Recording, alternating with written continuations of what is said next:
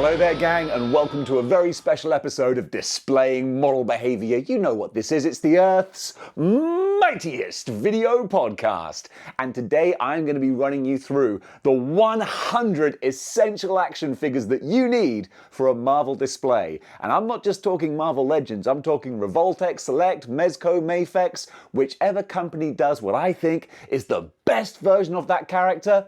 That's the one you want to go for. And while I'm going through the list, just for fun, I'm going to be clocking up how much it costs to build this display. So I'll be looking on eBay or whatever retail sites are most easy to find these figures on. And by the end, we're going to find out how much this thing is going to cost. And I can only imagine it's going to be a whopper. Before we continue, I'd just like to say a big thank you to Into the AM, who are sponsoring this video and providing me with some beautiful graphic design t-shirts. Guys, if you like this design, guess what? There are a whole bunch of other ones as well, and you can see them all by clicking the link in the description below. And by doing so, you're going to get 10% off your order as well if you want to pick one up. The only problem you might have is deciding which design you want to go for, because each one is better than the last. Luckily, the prices are so reasonable, and you get my 10% off as well, that you can buy a whole bunch of them and still be quids in. And not only do they look good, but they feel so darn comfortable. The cut is terrific, it accentuates all the positives,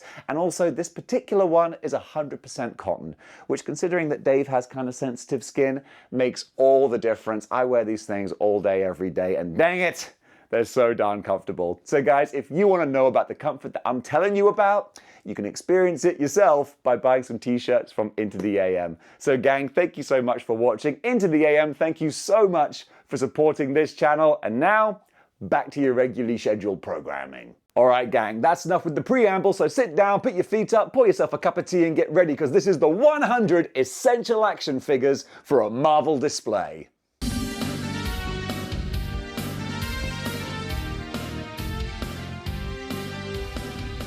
Kicking things off in the biggest way imaginable with Galactus, the HasLab Galactus.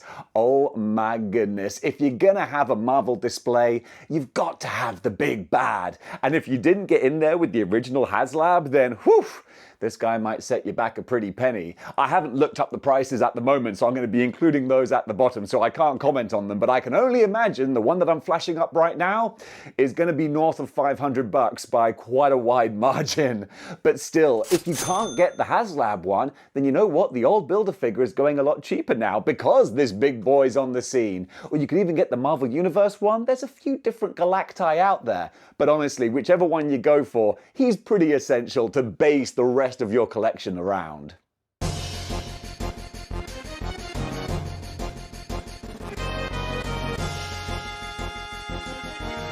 And when Galactus shows up, you know it's going to be a big deal, and because of that, someone's going to be watching. Oh yeah, it's the Watcher. And of course, you're going to want the Select Watcher, which, thank goodness, was re-released a couple of years ago, because before it was, this dude was going for about $200 to $300. It's a whole lot cheaper now, thank goodness. Because this is the only version of the 616 Watcher there is. There's a Marvel Legends Build-A-Figure of the Disney Plus Watcher, but I mean, come on!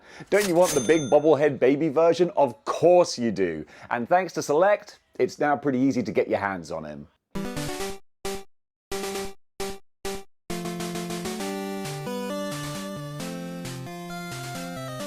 Keeping it cosmic, we've got Adam Warlock. This is a more modern version of Adam Warlock, again sticking with Marvel Legends, but it's kind of essential to have this guy here, because if we're doing cosmic, if we're doing Thanos and Infinity Gauntlet and all that sort of thing, Warlock is so important to that story that even though me personally, I don't have a huge connection to him, he's such a big money player in that kind of regard that really he deserves his spot on the list.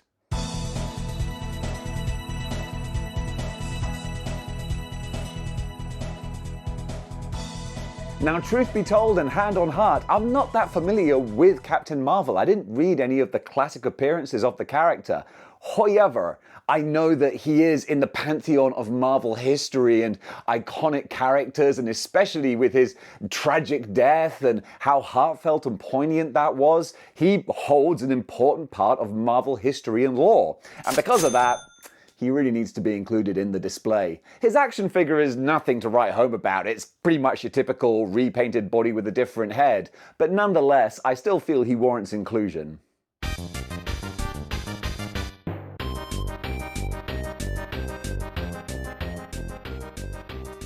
Representing the Nova Corps, it is of course the human rocket Nova. And I feel that this, like many Marvel Legends on this list, is kinda basic. It's kinda bare bones, but that's one thing that Marvel Legends are great at, is just filling those gaps in the collection. Nova's been around for such a long time, and I love that he's been involved with crazy cosmic spacefaring adventures and then down-to-earth stories in the streets with the New Warriors and all that kind of thing. I like a character who can do both, and Nova, he's definitely that.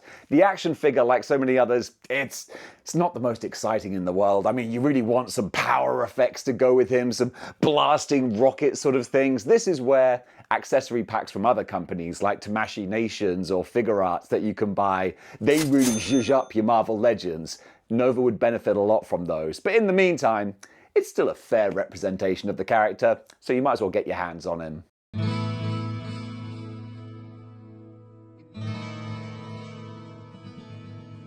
And now, the inclusion of this next figure was inevitable. Yes, of course, it's Thanos. Come on, you got to admit, that was actually a pretty good Thanos impression. I've been workshopping that one. Mezco Thanos. For me, personally, one of the most divisive action figures out there. I love Mezco Thanos. I love the fact that he's got this ridiculous baggy spacesuit. I love the fact that he's got short, stumpy legs. I understand that all these things are issues that people have with the figure that might just drive them crazy. But for me, I just adore him. The beautiful face sculpts are so great. The maniacal grinning one, the huge, chunky Infinity Gauntlet that lights up. It's just beautiful. Annoyingly, I got to admit, actually, the Infinity Gauntlet doesn't fit great on his arm. It'll pop off quite easily. But then in my display, I normally have him actually reaching out to grab hold of the gauntlet. That looks really cool. Of course, I'll be the first person to admit, Marvel Legends also did a fantastic Thanos. So if you wanted to keep your Marvel Legends kind of aesthetic going on there, then the deluxe Thanos, absolutely gorgeous, perfectly captures the Infinity War artwork, which just has him with these bright, bold colors. I think this is a great example of Marvel Legends at their best. So whichever one you want to go for, you're going to be in safe hands. Safe Infinity Gauntlet clad hands.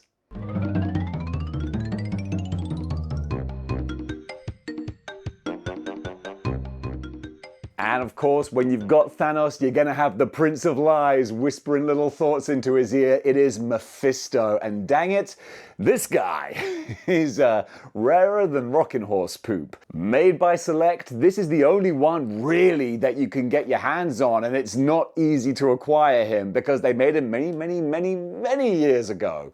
Back in the long ago, when they could throw in huge big accessories like a skull and bones throne for him to sit on, and we look at it and go, yeah, that's standard. Whereas now it's like, oh, wow, you get all this? That's crazy.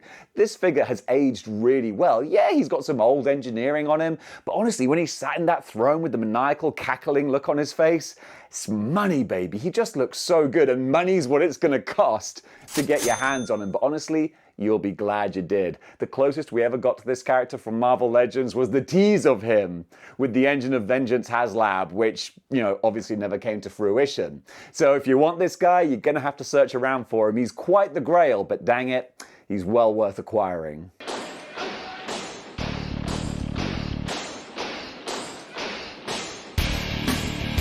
And while we're up there in outer space, don't forget to pay a brief stop at the moon where you can visit the Inhumans. And for Inhumans, whew, we got the King of the Inhumans, Black Bolt, from Mezco Toys. Oh my goodness. Coming with Lockjaw as well. This is a bit of a forgotten gem, I feel. Not many people talk about Mezco Black Bolt, but he's a beautiful action figure. Honestly, I kind of regret not getting him when I had the chance. I'm just not a big Inhumans fan, but when I've got this mindset of making an ultimate Marvel display, I feel like you kind of need him. And then especially because it is such a pretty looking figure with a great big doggy as well, I kind of sold myself. So genuinely, when I'm looking at the price of this guy later, I'm going to be considering whether or not it's worth paying for, because I kind of want him.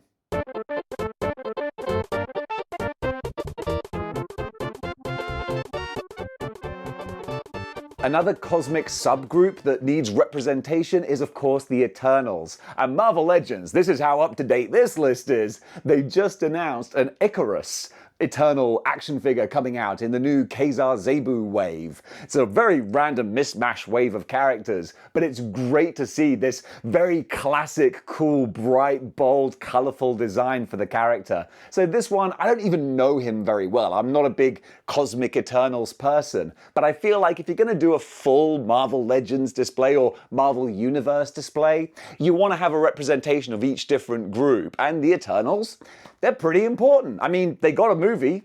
I mean, that doesn't always count for a lot, but they got a movie, so dang it, they're having at least one character on this list. And I gotta say that this Icarus here, it looks like a really nice figure. I'm looking forward to seeing how he kind of looks in person, because judging by the pictures, I think he might just be a little sleeper hit.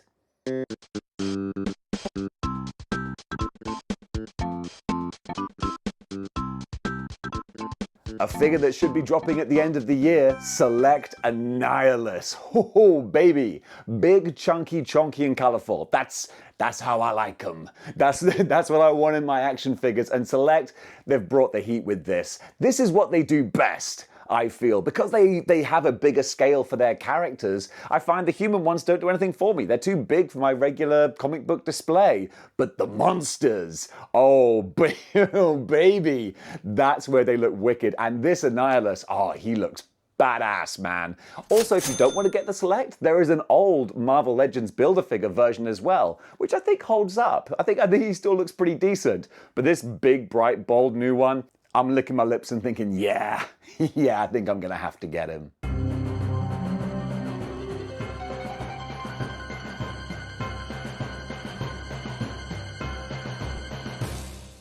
Now, depending on how the numbers work out on this list, I might make this 1 inclusion or 4. And if I make it 1, I'm cheating. But hey, come on.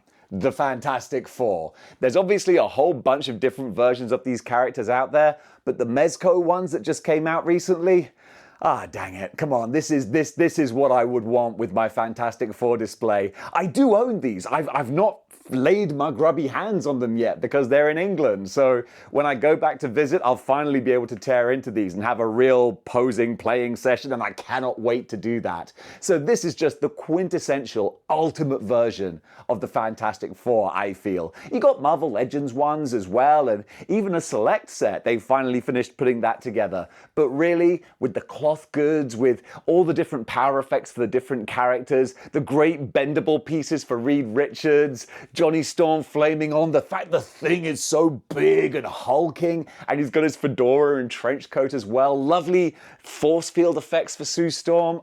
Just fantastic. So yeah, with the Fantastic Four, this is a fantastic representation? Words are hard. A fantastic representation of Marvel's first family.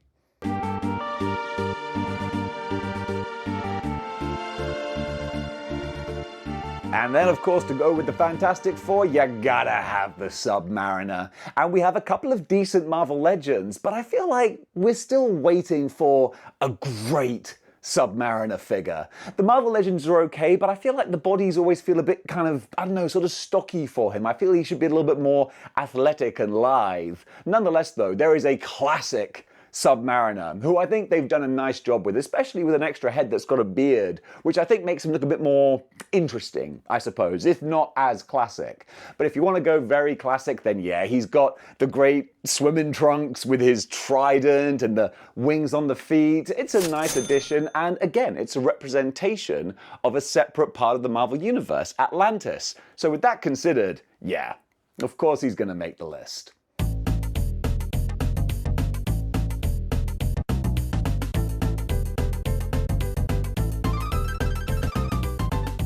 Direct from Wundagore, it's the High Evolutionary. This is a Marvel Legend that honestly, I'm not a huge fan of because it's just so much pink and not much else going on there. It feels a little bit plasticky, although I appreciate it's kind of difficult to do that design and make it look anything else, because that's the design of the character, a whole lot of pink. But he's got a very stoic, nothing going on kind of facial expression, which I appreciate is often the way the character does look. He's all very sort of, above everything with his approach to stuff. But nonetheless, we're talking about action figures here. And since the figure itself is so plain and basic, I would have preferred a bit more of an interesting looking face. Maybe you could have his stoic one and then, I don't know, give us another face where he's a bit more, I'm coming into battle, grrr, kind of look. Because otherwise, he's a bit plain. But still, it's nice to have some more villains that are specifically for the Fantastic Four. So yeah, I want to throw him in the list.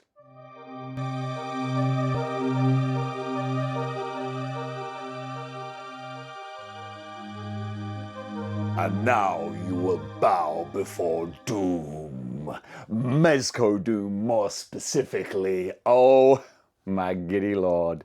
There's different Dooms you can get. The Marvel Legends Doom that came in the Super Skrull wave, oh, he's beautiful. He's fantastic. But if you want to go super high-end for someone who's arguably the biggest bad of the Marvel Universe, yeah, he does give Galactus a run for his money, then the Mezco Victor Von Doom, with all the cloth goods, the metal pieces as well, the big machine you can strap to him with the light-up features, the different masks, just everything. They poured so much love into this figure. I can't wait. I can't wait to get my hands on him, because he's also waiting at home for me, pre-ordered like 3 years ago.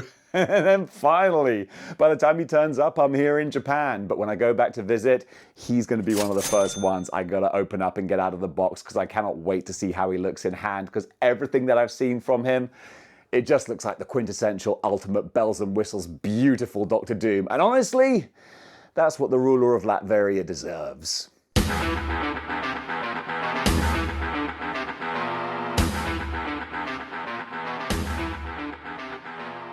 And now we got the master of the mystic arts, Doctor Strange, the best Marvel legend ever made, according to me. Yeah, I did a list a little while ago, and he turns out to be number one, because this figure came with so much stuff. Oh my goodness, and it wasn't a deluxe, it wasn't a special box set, it was just a standalone action figure that had all these beautiful effects and accoutrements, different heads, weapons, magic spell effects. Oh, it was beautiful. This is what Marvel Legends should be. But also, if you do want to go a little bit more high-end, a little bit more zhuzhed up, then there is a Mezco Doctor Strange. And honestly, I would probably go for the Mezco given the choice, because he'll have the cloth goods and feel a little bit more bespoke. But genuinely, I've never actually seen him in person, so I don't want to just go for him just because he's Mezco, when honestly, the Marvel Legends Doctor Strange, some of the best work they've ever done. So bravo, lads, you guys on the Marvel Legends team. This is Marvel Legends at their best.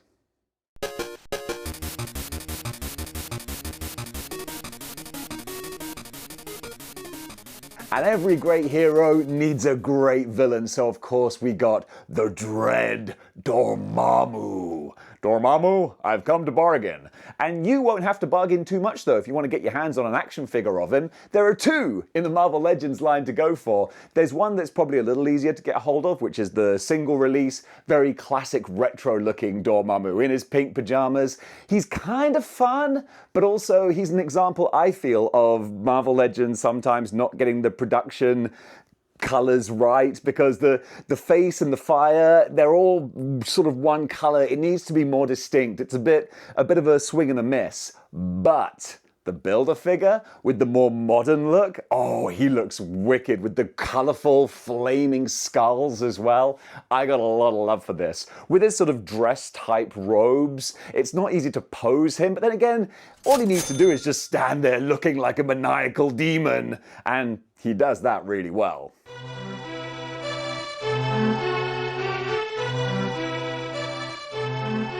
Alright, let's move into the Avengers now, and we're going to kick it off with the Sentinel of Liberty, the man himself, Captain America, the star-spangled man with the plan, and we're going to go Marvel Legend. However, I'm saying we're going to go Marvel Legend, but honestly, I decided that while doing the live stream, and I wanted to give Marvel Legends their props and their credit, but actually, you know what? If it was down to me, which it is, I'm gonna go for the Mezco, the classic Mezco, because again, it's soft goods. I love the soft goods and the beautiful metallic sort of shield and the pockets and pouches that he has.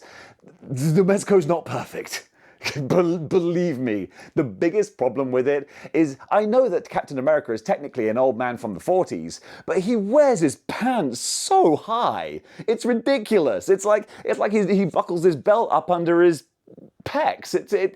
That's not great. But then everything else is great. But I think the reason I wanted to include the Marvel Legend is because, kind of like Doctor Strange, it's just an example of how great Marvel Legends can be. It's a shame to not have him on the list, because the 20th anniversary Captain America, that's the one I'm talking about, and oh my goodness, the colors are so bright and popping. He's got two different heads with an unmasked face with the cowl pulled down. The only problem with the figure is they gave all these effects you can plug into the shield, but because of that, his only one shield has all these holes in it, so you can't just have a plain, normal shield on his arm. That was kind of an oversight there. So neither one of those figures are flawless, but either one you want to go for, it's going to be a great version of Captain America.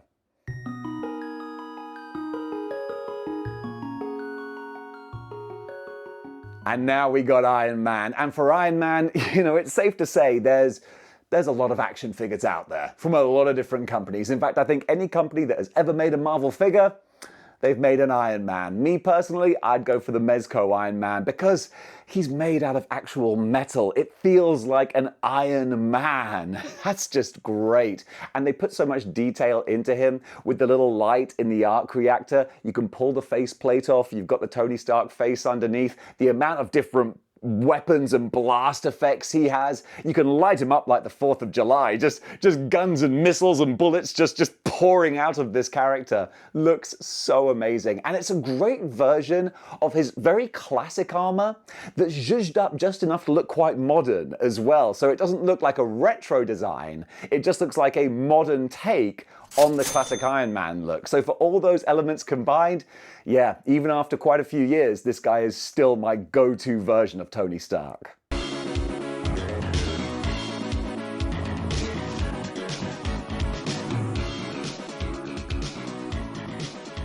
And then the third man making up the trinity of Avengers, we got the God of Thunder himself, Thor.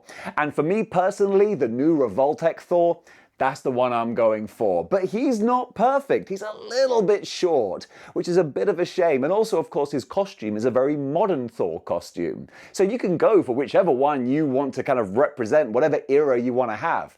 I do love the classic Thor design, and the Marvel Legend of that, the 80th anniversary one, he's terrific. Really, really good. The only problem I have is that his face is so stoic. I would have loved a going into battle kind of look. And of course his plastic cape is, well, it's a plastic cape. You can't really do much with it. So I find the Revoltech one is a lot more dynamic. The Mafex one is great visually until you just realize he's just a little bit too small, which is a bit of a shame. So whichever one you want to go for, you got a whole bunch of options for your Thors out there. Me, I'm taken by Revoltech, especially with all the lightning effects he comes with too. That's really wicked. But honestly, whichever one you go for, you can't go wrong, because it's Thor. He always looks wicked.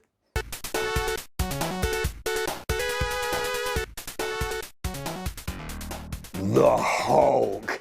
Oh my goodness. For me, select Hulk. He's arguably a little too big, but I don't mind that because he's the Jade Giant. The clue's in the name. You can also argue that the madder Hulk gets, the bigger Hulk gets, which isn't exactly the line, it's the madder Hulk gets, the stronger Hulk gets. But hey, you're probably going to get a little bit bigger as well. I mean, if you're going by the Ang Lee movie, that's exactly what happens. But then again, who wants to remember the Ang Lee movie?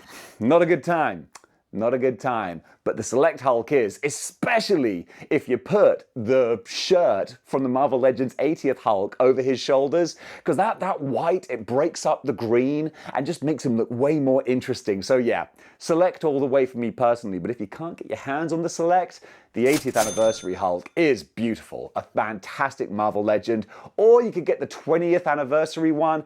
That's great as well. You're spoilt for choice, man. As long as you got the Jade Giant on your shelf, it's going to be looking good.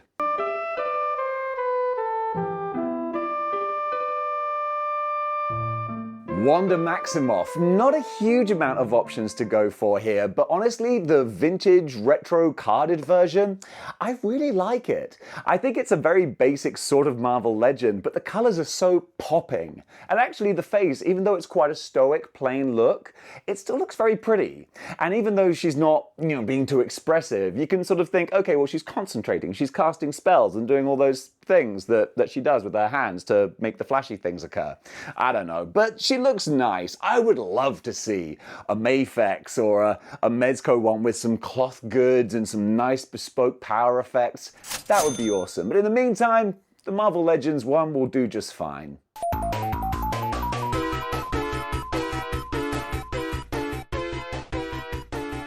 And now we got the Wasp, and this is a funny one because I don't like necessarily any of the Wasps that we have from the 616. It's only Marvel Legends who have made them that I can think of, to the best of my knowledge.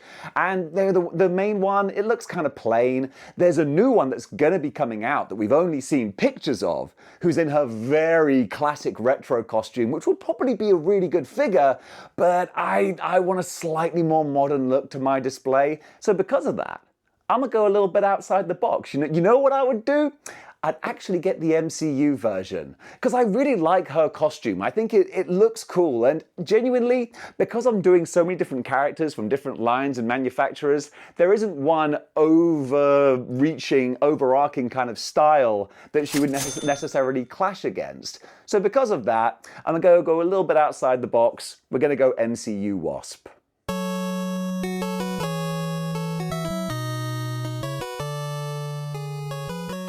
Pietro Maximoff, Quicksilver.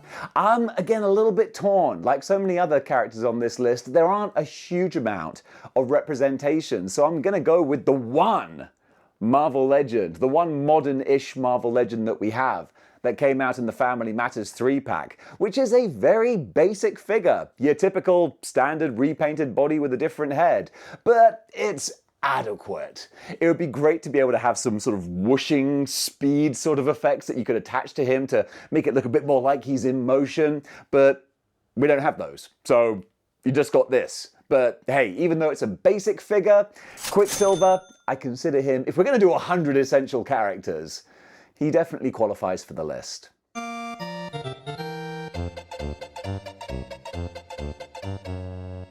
Black Widow, and this one is actually an easy win for Marvel Legends, the highly articulated Black Widow, who I still stand by my statement that I don't think they should be trumpeting the fact that it's highly articulated in the year 2024. This is pretty much what action figures should be, and honestly, they did a fantastic job with her. So I will give you credit and kudos for that, with the 3 different heads that you can get, all of which have very different looks, expressions, hairstyles, then all the different weapons, the blast effects, the smoke.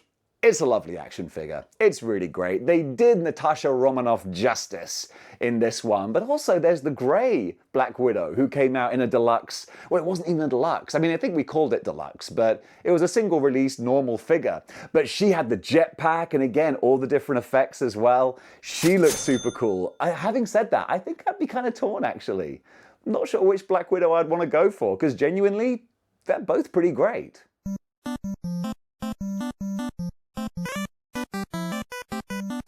The Black Panther Revoltech for me. This is a Revoltech figure that I really, really loved. When I first saw the preview pictures, I thought, I don't know. Is this some photography trickery? Because no way is he going to look that kind of cool and dynamic and badass. But I rolled the dice, I bought him, and guess what? Yeah, he does. He looks wicked. Really love what they've done with the sort of muscular armor kind of suit design with a great sort of texture on it. It feels like a vibranium kind of material. Like this isn't just a normal suit. It's got something going on there. It's really, really great. Then the Black Panther helmet, just the sleek feline kind of look. Great claws and slashing effects as well. Yeah, definitely the best version, in my opinion, that you're going to get for Black Panther.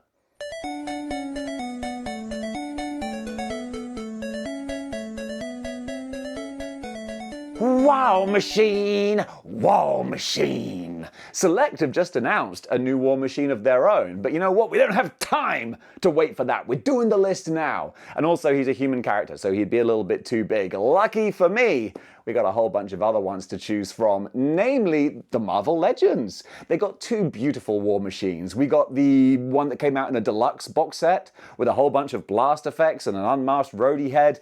That looks terrific. Or if you want to go a bit more popping with your War Machine design, then you can get the one that was a retro release that had just beautiful retro card and brighter colors, more pearlescent. Really, really pretty. I think I prefer the Bells and Whistles Deluxe one, but either version of War Machine is going to look fantastic. However, there is another one to consider as well, and that would be the Revoltech War Machine, who I just think is a more ultimate version because he just has so many guns and missiles and launchers and all kinds of stuff strapped to him like you'd want War Machine to have. This is one that I've never encountered in the wild. I've never seen in hand, but I kind of want to now because I thought to myself, well, what other versions are there out there? And that's when I discovered this guy. And now I'm thinking, oof, yeah, if we're going to go for the ultimate Marvel display, then you got to get the ultimate version. And I think that one might be it. Hopefully I'll find out for myself one day.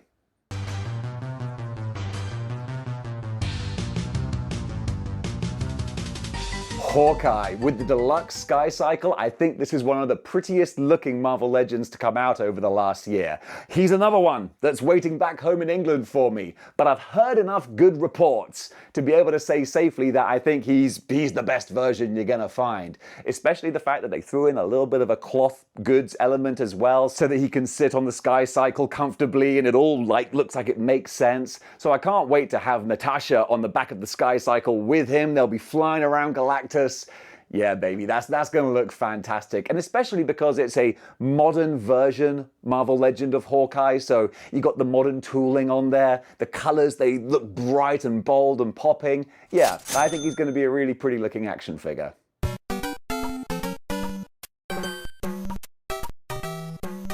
And to round out the Avengers, it's a figure that hasn't even been released yet, but the HasLab Giant Man. I was so happy when this thing got funded because as soon as I saw him, I really wanted him. Because I thought, you know what, Marvel Legends, after getting a bad rap with the previous HasLab, you came back strong with a good figure for a good offer. That's all we wanted. So this looks terrific to have all of your Avengers based around him towering over the battlefield. Oh man, the more I think about what this display would look like, the more I kind of think, I'm going to need a bigger display room because I want to do this kind of thing justice. But this guy, from all the promo pictures we've seen, Marvel Legends have shown that their HasLabs deliver. From the Sentinel to Galactus, everything that we were promised, they've delivered on. I'm sure that Giant Man's going to be no exception. So when I finally get my hands on him, I think I'm going to be a happy chappy.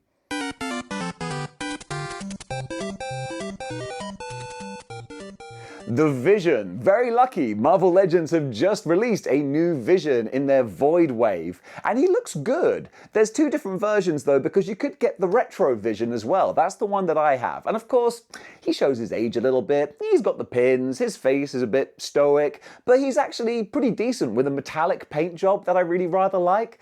Both Visions, being Marvel Legends, they've just got the plastic capes. So yeah, that always feels a little bit like, I kind of want something more. If there was a Mezco Vision or a Mafex would be the best company to do a good version of Vision. But you know what? That's not on the horizon. So the ones that we've got to choose from, I think I'd go for the modern one. You know, he's got newer tooling, even though his color scheme is a little bit darker.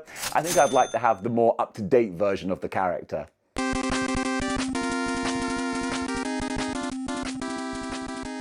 The Falcon, Sam Wilson. Of course, there's a new version of him as Captain America coming out very soon, which looks great. But I mean, come on, we've got Captain America. We've got Captain America at home. So you got to have Sam Wilson in the white and red as the Falcon. And for me personally, I think the retro one, that's the one that I like to go for. Either one though, there's not a huge amount of difference in them, slightly different costume designs, but really once you've got him on a flight stand soaring over the battle with his huge big red wings that do look really striking, yeah, definite easy inclusion in the top 100.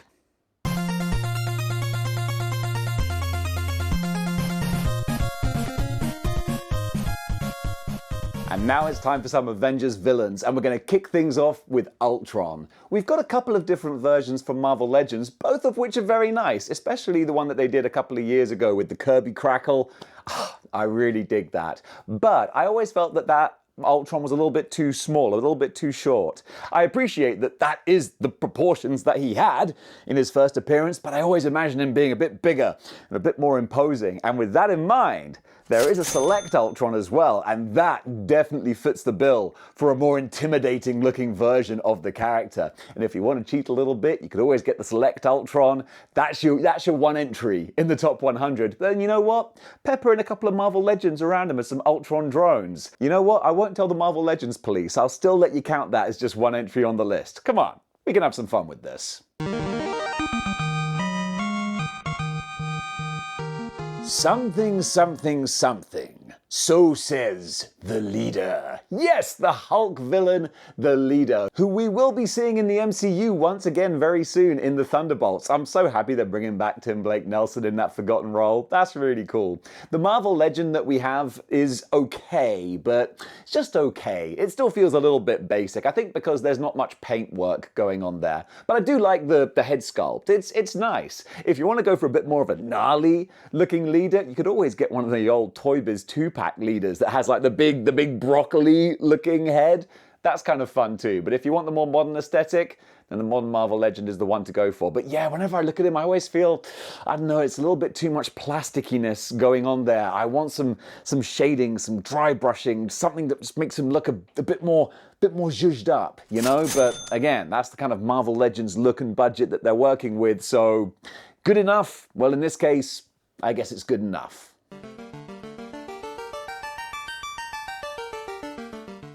But you know what? You probably won't be staring too much at the leader, because backing him up is his bodyguard, his muscle, the Abomination. And Select, oh man, they poured everything into this mold. And I think it was basically concrete, because this dude is a brick of an action figure, but he's so good, man. It's so hard to articulate because there's just not much room to move with him, but also you don't really need that much articulation, you know? He just needs to look like a big intimidating monster. It's exactly what he's doing, and the paint job is just beautiful. Man, the dry brushing and the different shades of green, it's really great. A character that could have just looked like a green blob actually has so much little detail and intricacies and nuance going on. I really love this. A super early Select with all the problems that super early Select figures have, but nonetheless, he's just so dominating, man. He'll look fantastic on any shelf, any display. Yeah, this is a great Abomination. Also, Marvel Legends, they do have a couple of versions of the Abomination, but they're pretty old now and they're not that big. And I want to go super chunky and chonky. It's a shame because they have an amazing Abomination Build-A-Figure, but he's based on the Avengers video game design. I'm really baffled that they haven't just re-released that with a 616 head sculpt, because if they did, I know I'd buy it.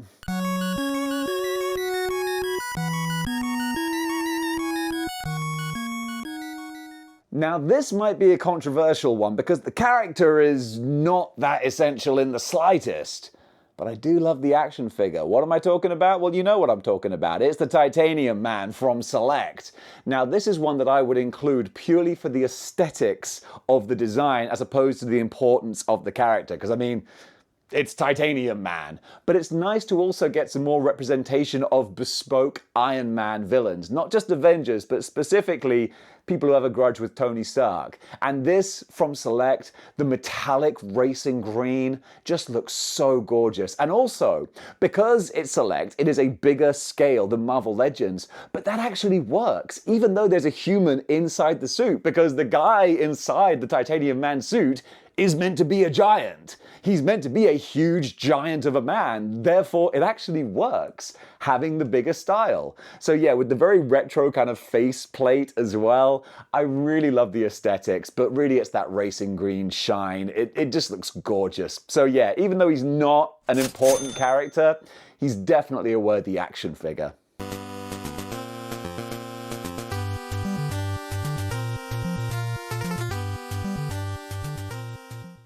One of my favorite Marvel Legends, the Deluxe MODOK. Oh my goodness, they had so much fun making this figure. You can tell, he's just such a bonkers, wacky, crazy, ridiculous design, and they captured it.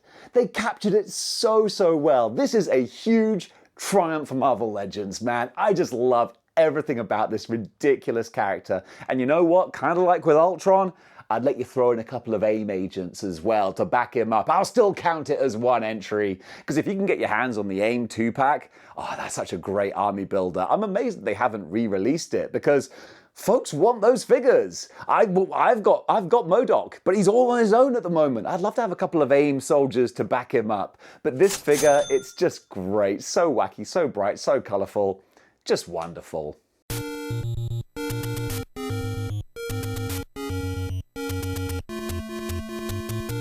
The Absorbing Man, Crusher Creel, a character that I think definitely deserves a new, more modern action figure.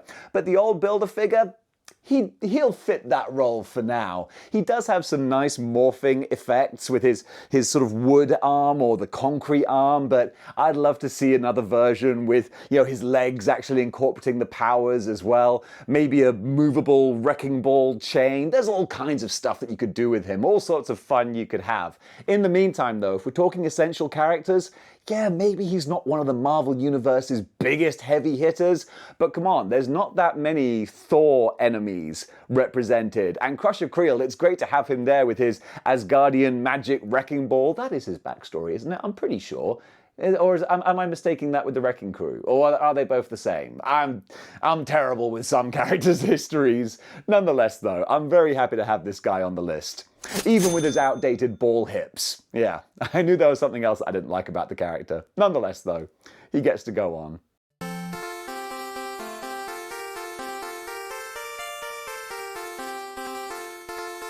Kang the Conqueror. When it comes to the big bads of the Marvel Universe, I know he's a heavy hitter. I know he's a big money player, but besides that, I actually don't know a huge amount about him. I mean, I've read a couple of stories. I know he's all time travel, Immortus, all that kind of thing, and Lord help me, I saw Quantumania like so many of us do, but I'm not going to judge him on that. But we do have a nice Marvel legend. And also, I gotta admit, if I was going to include Kang in my display, which I would do, I'd probably get the MCU version, because it's essentially the same costume design, but the MCU one is just that little bit more detailed, that little bit more zhuzhed up. He's got more going on there. I'd want to get some extra power effects to just adorn him with as well, to make him look a bit more interesting. But if you wanted to stick purely to 616, the Marvel Legends 616 version is perfectly nice as well, but he doesn't excite me very much. So I'd want to go a little bit more high-end, even though I say high-end. They're both the same price pretty much, I imagine. So yeah, I'd go for the one that's just visually a little bit more interesting. And for me, that's going to be the MCU one.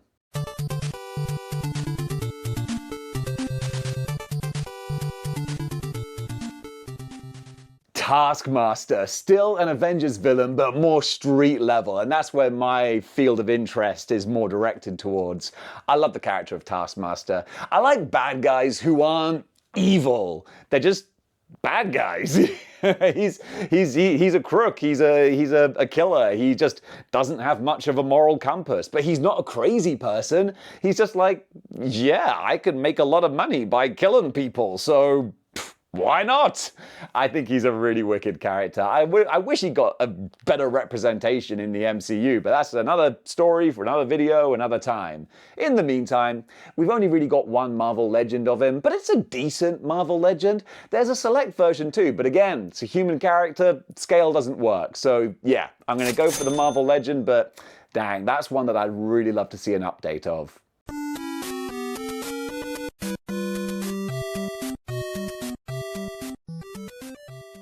Baron Zemo, one of my favorite villains. I have a huge nostalgic love for the OG Thunderbolts run, and this look for the character. Like, this is that Baron Zemo who launched the best plan that any villain has ever had in the Marvel Universe, I feel. What a great swerve that was at the end of issue 1 of the Thunderbolts, where it's like, oh yeah, this new superhero team that we're introducing that honestly people probably weren't too jazzed about. I know I was seeing the previews for Thunderbolts and I'm like, this just looks like a generic superhero team. I don't think this is going to be around for very long. Flash forward 30 years later and Thunderbolts is still a huge thing, and it's all because of Baron Zemo's master plan. You gotta love it. I also recommend you go back and read those because they've aged really, really well, and the climax to the plan and how it kind of blows up in Zemo's face, I mean, that's hardly a spoiler.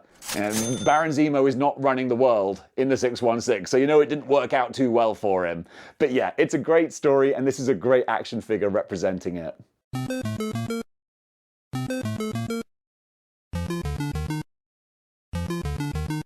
Baron von Strucker, a very modern Marvel legend and one that I wasn't sure was going to make the list, but a few of the good brothers convinced me that, hey, this dude is the guy who started Hydra. Is that right? I don't know why you'd steer me wrong, so that's good enough for me. And the action figure is kind of fun. I mean, come on. Bald dude with a monocle, scarred up face, bright green costume.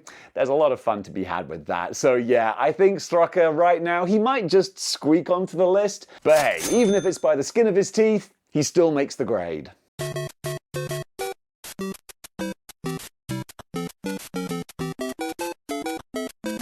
And now we got Loki, the trickster god, and this is a character who is criminally underrepresented in action figure form. You would have thought a character like this would have versions from Mezco, Mafex, all sorts, but really it's kind of slim pickings. We've got a 616 Marvel Legend Loki, but it's a very bare bones figure. It's just the typical repainted old body with a couple of different heads. The heads are nice, they're okay, they're decent, but the rest of it, like, no, there's no bespoke sculpting or anything. It looks cheap.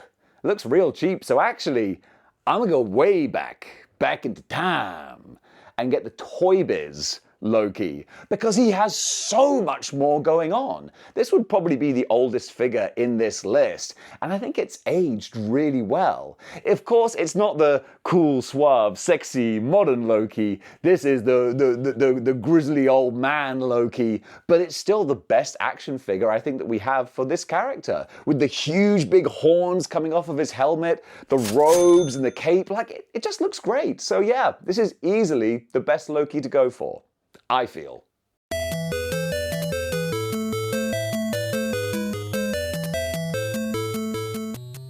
The Red Skull, the Mezco Red Skull, which is something I didn't even realize existed, or if I did, it wasn't really on my radar, because when I saw these pictures, I was like, oh, shoot, why have I never thought about trying to get this guy?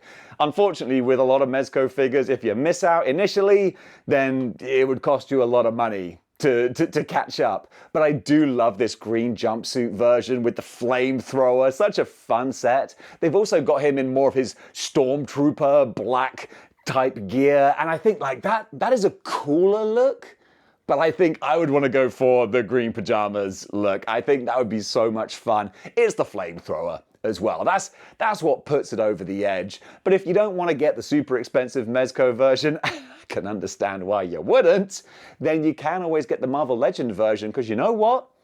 It's one of the best darn Marvel Legends that they've ever made, certainly in modern history. Two different face sculpts, both of which have such distinct, unique looks, which is surprising for a character whose face is a skull. You would have thought, well, how diverse can the expressions get? Quite diverse is the answer. With the same body that Dormammu shares, the pajamas kind of look, it works. It works for the character. I love his gun as well that he comes with the Hydra logo on there as well. A really nice little touch. He's got the Cosmic Cube as well. Yeah, either version of the character you want to go for, you really can't go too far wrong. They're all pretty good.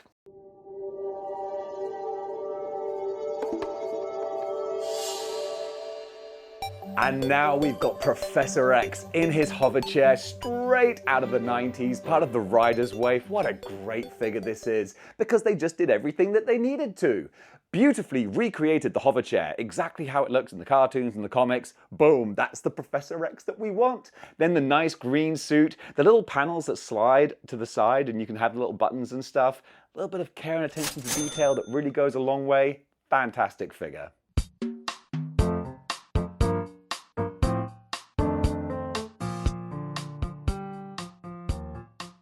Back over to Mezco now with Mezco Cyclops, and this is one that you could debate for a long time because there are of course different versions from every manufacturer. Marvel Legends, Mafex, Mezco, do Revoltech? Maybe Revoltech don't have a Cyclops, but you've got a lot of options out there is what I'm telling you. I love the Mezco one. A lot of people lament the fact that he's missing the yellow underpants. It's kind of a redesign of the character. I dig the redesign. However, honestly, just between you and me, I would have quite liked to have the underpants on there too. I think it's just a great kind of look. But even without those, the blast effects on the Mezco, the light up features, so great. If it's going to be the ultimate versions, it's got to be Mezco for this.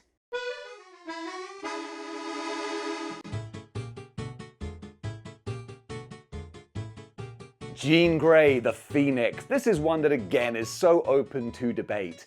I think that the Mafex is the best version of the character to go for, but then which one do you prefer? Do you prefer 90s Jean Grey with the yellow and blue, or do you prefer green costume Phoenix? The lucky thing is, we'll have you covered whichever one you want to go for. I don't think the Phoenix version is out yet, but the X-Men Jim Lee look, that is, and I own it. And I kind of like it. I don't love it, but certainly, as far as 90s Jean Grey goes, this is the one that I'd like to see in the display.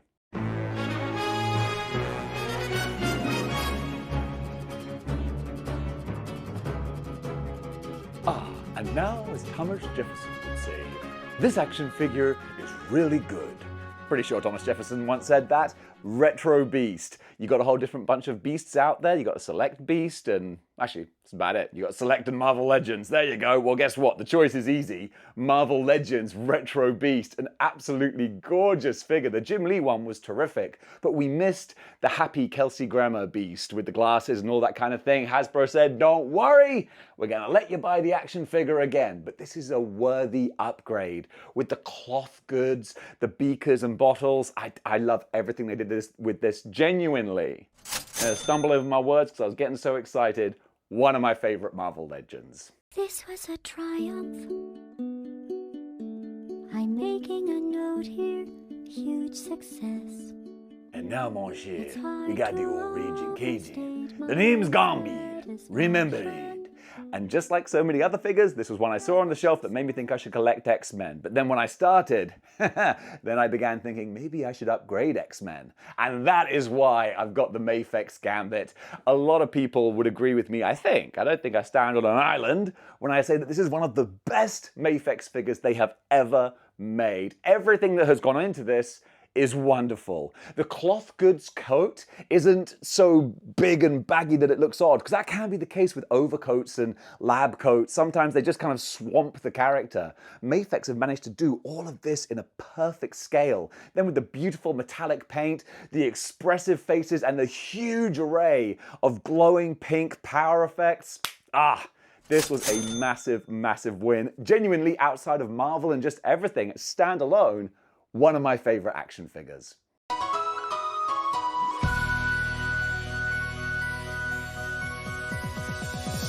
Colossus from the Juggernaut 2-pack.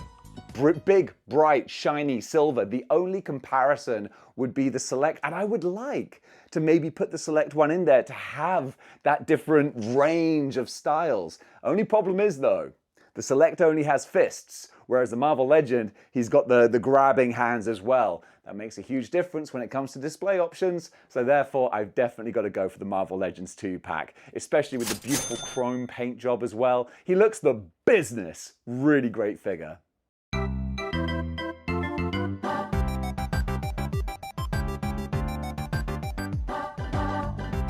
You're as cold as ice, willing to sacrifice. And you might be willing to sacrifice quite a few things for this Iceman. I love Age of Apocalypse Iceman. I know it's not 616, but the design is just so wicked. I'm really torn because the Juggernaut Wave Iceman, a lot of people don't like that Iceman. I love that Iceman. I think he looks terrific with the sculpting of the angles of the hair and the frosting. He's awesome. Very gummy though. The Age of Apocalypse one doesn't have that problem so much. And because of that, and then with the cool kind of expressionless face, he just looks like this Jack Frost badass. Yep, you know what? I just convinced myself. He's going in the display.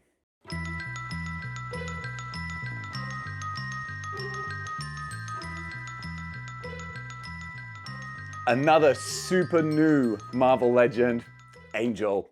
This is one I'm kind of torn on because of course my X-Men display is very 90s. So Archangel is the coolest, most badass one to go for. But I'm just not a fan of the figure with the very old Bucky Cap body. He's showing his age. Whereas this new Angel, he's so pretty, man. Those wings are gorgeous, the face sculpt is real nice, the colors pop. Yeah, even though he doesn't have the metal wings, he doesn't have the blue skin, it doesn't matter because this is kind of a nebulous Marvel display of not any specific era, just the coolest versions of characters. Therefore, this new Angel easily makes the cut. Model Behavior will return after these messages. Folks, I'd like to take a quick break from this video, take a little pause for the cause to tell you about our channel sponsor, Into the AM. Not only did they provide me with this and many other badass looking graphic t-shirts, but they're also dressing my down belows as well with their all-day pants. I say pants in an American's fashion because otherwise it would be trousers. But the all-day pants, genuinely, hand on heart, and I'm not just saying this, they're my favorite pair of pants right now because they're so comfortable. You can imagine being the greatest YouTuber ever. I get a lot of people coming for me. I gotta be battle ready at all times. So I can't be wearing tight and restrictive pants that stop me from being able to defend myself at any moment. Luckily, these all-day pants are not only very smart and formal looking, but they're super stretchy. I can have a full-on high kick and ninja battle wearing these things and then still go and play a round of golf. That's why I love my Into the AM all-day pants. Genuinely, I couldn't give them a higher recommendation, but I will do because I've got a bit more time. Go click the link in the description below and you can get 10% off your order along with all the different discounts and bundle deals that they're already doing. And plus, you know that you're helping out Model Behavior because they're going to see that you do that and go, hey, you know what? The Model Behavior viewers must be some darn well-dressed folks because they're buying our products. We're going to keep on sponsoring his show. So yeah, go check out the all-day pants because genuinely, I wouldn't back a product that I wasn't already a fan of. And these, like I say, they're my new favorite pair of pants. I'm going to be rocking these all summer long, baby. So gang, thank you so much for watching. Thank you for checking out Into the AM. And now, as they always say, back to your regularly scheduled programming. And now we return to Model Behavior.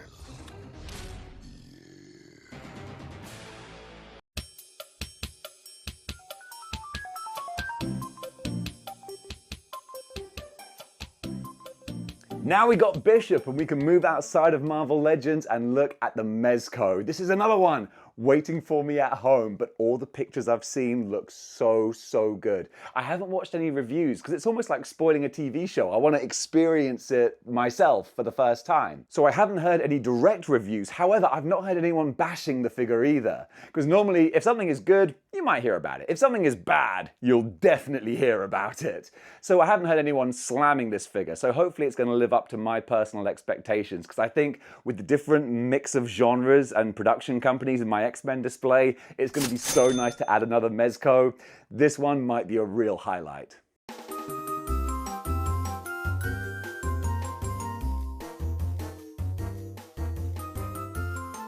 And then speaking of mixing up manufacturers, especially with soldiers from the future, we've got Cable, and it's the Revoltech Cable. And oh my goodness, Revoltech, they are a mixed bag on occasion, but this Cable I absolutely adore. Because when I saw pictures of him, I thought, he can't be that good. The pictures looked so dynamic and so cool. But honestly, I asked a friend of mine and he said, hey, no, he can look like that, but just don't play too much with him because you want to pose him and leave him. And that's what I did. And guess what? His pose looks wicked. I love this cable. If you play about with him being Revoltech, everything will fall off. All the pockets and pouches and guns and holsters will just drop off like you're playing Buckaroo. But if you pose him just the way you want him, he'll look badass for years. And that's what you want. But also just a little honorable mention, the Rob Liefeld Marvel Legend cable, still to this day, one of the best Marvel Legends they've ever made. But for me, I want the ultimate version. That's got to be Yamaguchi cable.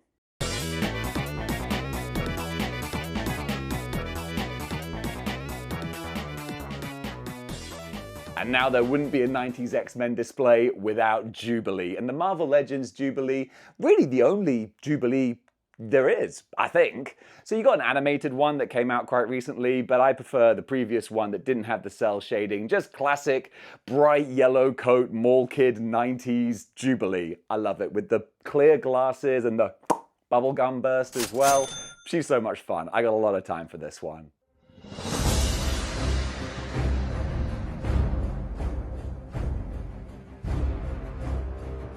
And then we got Rogue, sugar. And you gotta go Marvel Legends. Once again, I'm amazed that we don't have a Mafex or a Mezco. But the Marvel Legends, you got all these different versions and they all look really great. She was a super grail when I first started collecting. Now we've got some more options. Me personally, I got a little kit bash. I got Retro Rogue with the 2-pack head with the ponytail and the snarling kind of face. I think that works brilliantly.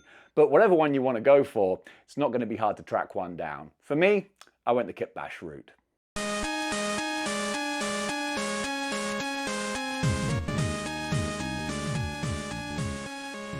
Mafex Psylocke. This is one that I'm kind of torn on because I like what Mafex did with the metallic costume, great articulation, but with a big caveat. For whatever reason, with the Mezco feet, the way that they're designed, you can't really point them very well. And if I've got a ninja character, I want to have her in a flight stand, leaping into battle with pointed toes or pointed feet. And I can't get them angled the way that I would like. So it's a silly little thing, but it kind of irks me. Nonetheless though, even with that taken into consideration, the Mafex is still the best version of Psylocke I think we have out there, so therefore, it's got to be that one that goes in.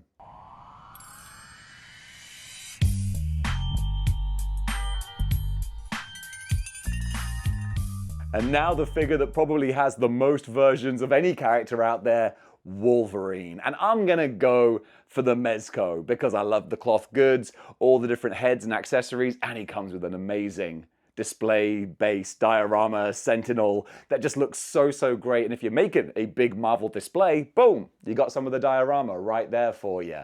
Other folks, you might love the Mafex one more, who was just re-released, which is useful, and a whole bunch of Marvel Legends ones that are out there. But honestly, nah, for me, Mezco, easy choice. Even though a lot of people don't like him, the proportions are all over the place. You know what? I don't care. He's still my go-to Wolverine.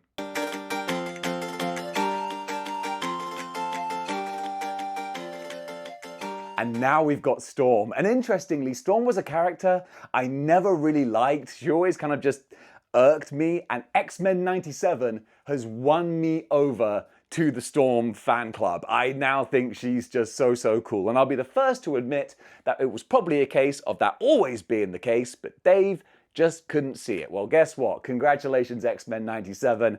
Now I see it. And that's why I kind of want classic costume, black costume Storm for my collection, which is a shame because the most upgraded, zhuzhed up version of the character is the Mafex Storm. So I'm really torn as to which one should go in the display. So ultimately, I'm gonna go Mafex, all right? Because white costume Storm is my 90s childhood and I love that. But the OG Marvel Legend one, that looks really good too. What I'd love to see is a Mezco or a Mafex do that black costume. But since we don't have that, I'm gonna go for the Mafex white costume. But dang, it's a close run thing.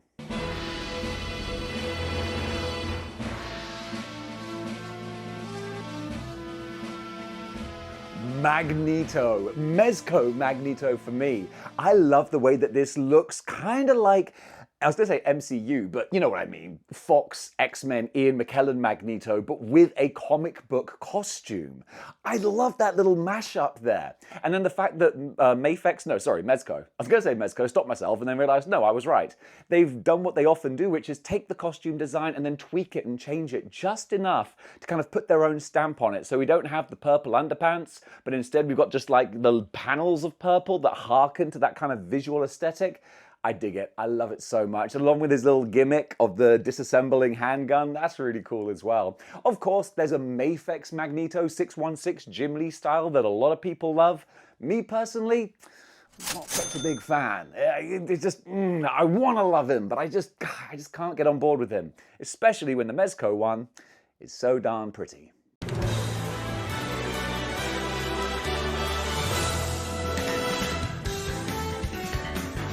Pyro, because if you're going to build up the Brotherhood of Mutants, you gots to have Pyro. So he's not the biggest character, but if you want a full display, then he's going to look so good next to the other characters there. And this particular Marvel Legend, I love him because he's so bright. Just the ketchup and mustard, yellow and red, but then the great different face sculpts that he comes with. The only thing kind of lacking is the flame effects, that just very small little spooter type flames. I've got mine displayed with the flames from my Storm Collectibles Axel Stone. That's what I'm talking about. So even though he doesn't have the accessories to match, the figure on its own is really lovely.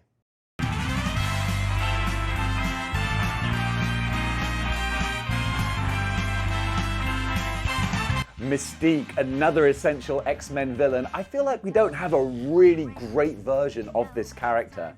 There's an old Marvel Legend from about 2017, 16, give or take, who looks decent, but I don't feel is great and is very expensive still now to this day.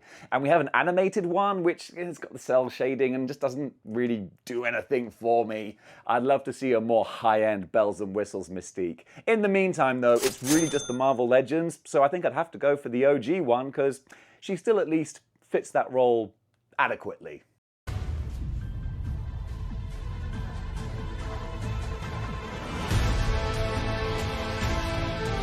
And now we got a big boy with the Blob, one of the best recent Marvel Legends. Genuinely, I was going to say the best figures of last year, and actually, yeah, I'll stand by that. A completely bespoke body and sculpt just for this one guy, and they did him so much justice. There's the old Toy Biz one, which is good, but I don't like how gross it looks. I actually prefer this much more kind of cartoony, brighter kind of Blob. This is way more my sort of aesthetic for action figures. I really love this. Is Marvel Legends at their best, going out of their way to do justice to a slightly lower tier character that needs a big action figure. That's what the Blob is, and they absolutely nailed it.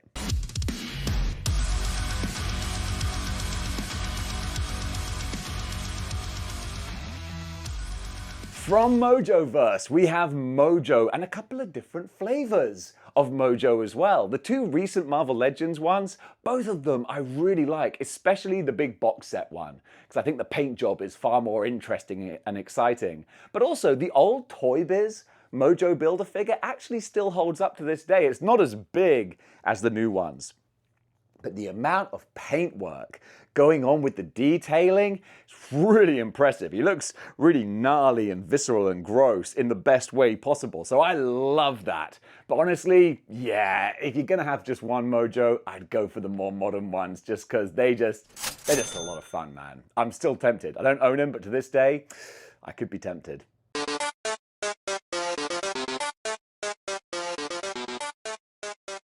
And if you got Mojo, then you gotta have Quicksilver as well.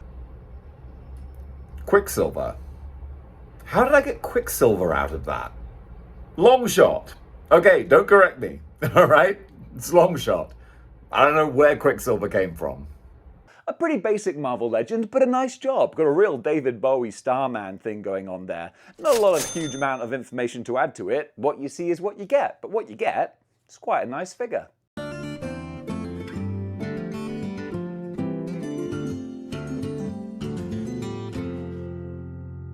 But then rounding out the trinity of Mojo World characters is Spiral, and this is a special figure. 6 arms for a Marvel legend. The tooling and work that goes into this is so good.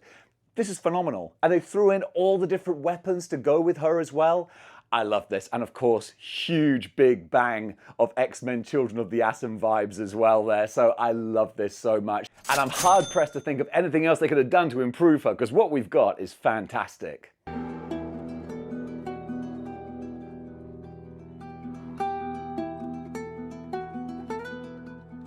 And now it's time for the Juggernaut! Got a whole bunch of different Juggernauts you can go for. The Marvel Legends ones are great. The Build-A-Figure is my favorite for the Legends because I love the grittier kind of look to him. But then you can have the Colossus 2-pack one that's a lot more animated and bright and bold. But honestly, if we're mixing up the manufacturers and just going for the ultimate Marvel display, it's got to be Select Juggernaut for me. I love this giant chunky brick of a figure. Does he have much articulation? No, he doesn't. Can you put him in a good running pose? Absolutely not. But does he just look the bee's knees? Yeah, he does, in a big way. Just like with the Build-A-Figure, I love the texture, but more so. All this texture and kind of rippling and muscles and just, I ran out of words. The pictures speak for themselves, thank goodness, because clearly I'm getting tired. If you want a big chunky character, they don't get chunkier than this.